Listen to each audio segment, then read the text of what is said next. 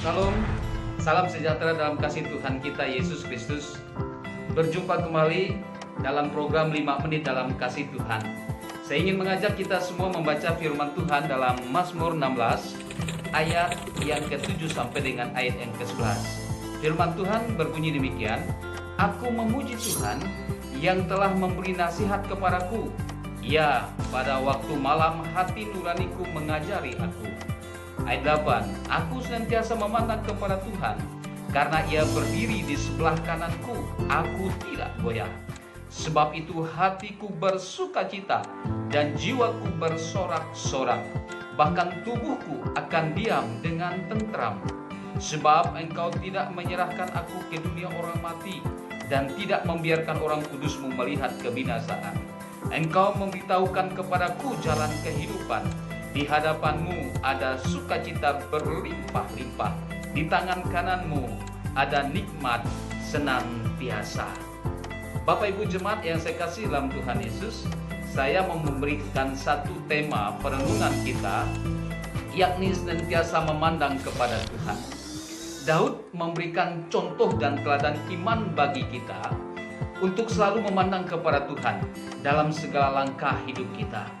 Dan itulah yang membuat Daud tidak goyah dalam menghadapi tantangan. Apa yang akan dialami oleh orang yang senantiasa memandang kepada Tuhan?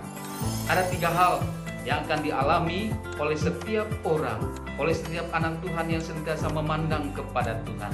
Yang pertama, hatinya bersukacita. Ayat yang ke-9 bagian A dikatakan di sana, "Sebab itu hatiku bersukacita." Hati diliputi sukacita.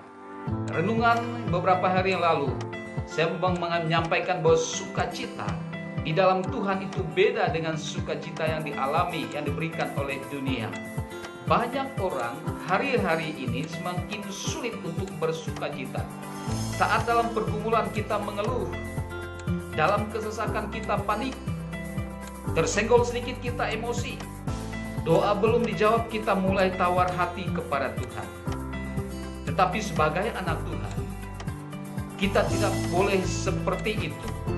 Mari kita senantiasa memandang kepada Tuhan agar hati kita tetap bersukacita. Hati kita selalu senantiasa bersukacita apabila kita terus memandang kepada Tuhan. Daud sebagai contoh buat kita. Masalah yang dialami Daud bukan sedikit, luar biasa. Bahkan berapa kali dia ingin dibunuh oleh Raja Saul. Bahkan juga musuhnya banyak sekali. Tetapi dia tetap memandang kepada Tuhan dalam kehidupannya. Itulah yang membuat hatinya bersukacita. Hari-hari ini kita mengalami kondisi yang tidak enak. Hati kita tidak bisa bersukacita. Tetapi mari kita memandang kepada Tuhan. Karena dari situlah sumber hati kita tetap bersukacita. Itu yang pertama. Kemudian yang kedua, apa yang akan dialami orang yang senantiasa memandang kepada Tuhan? Ayat 9 bagian B, saya bacakan buat kita. "Jiwaku bersorak-sorak." Selain daripada hati bersukacita, kemudian jiwa atau perasaan bersorak-sorak. Dalam Kamus Besar Bahasa Indonesia, bersorak-sorak artinya kegirangan sambil berjoget-joget atau tanda gembira yang luar biasa. Orang yang senantiasa memandang kepada Tuhan, jiwa perasaannya bersorak-sorak. Tidak diliputi oleh kesedihan, tidak diliputi oleh berbagai-bagai kondisi yang tidak baik, tetapi dia bersorak-sorak. Ada sukacita yang luar biasa. Jiwa atau perasaan kita harus tetap dijaga agar senantiasa bersorak-sorak. Dan bagaimana menjaganya?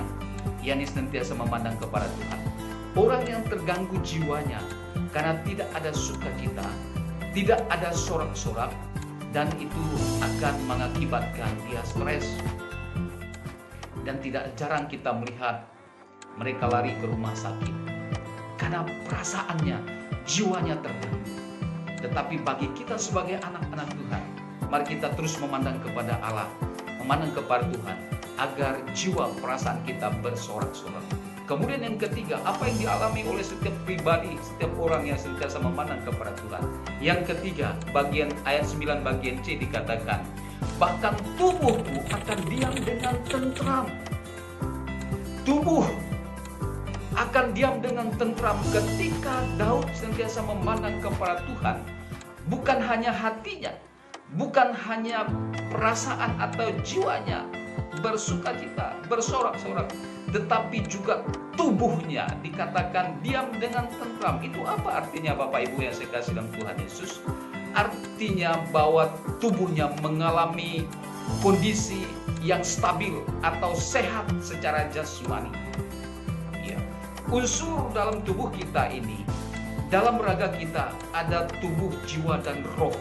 Nah, ketika kita mau sentiasa memandang kepada Allah, ketiga unsur ini akan dipelihara, akan dilindungi oleh Tuhan. Dan Bapak Ibu yang saya kasih dalam Tuhan Yesus Kristus, tidak percuma jika kita sentiasa memandang kepada Allah. Karena mengapa? Karena hati kita akan diliputi sukacita, jiwa kita akan bersorak-sorak, dan tubuh kita akan diam dengan tentram. Siapakah yang tidak merindukan kesehatan secara tubuh? Semua orang merindukannya. Oleh sebab itu, supaya kita tetap sehat, baik itu tubuh jasmani bahkan rohani kita, mari kita senantiasa memandang kepada Tuhan dalam kehidupan kita. Demikianlah renungan singkat pada saat ini. Tuhan Yesus memberkati kita semua. Salam.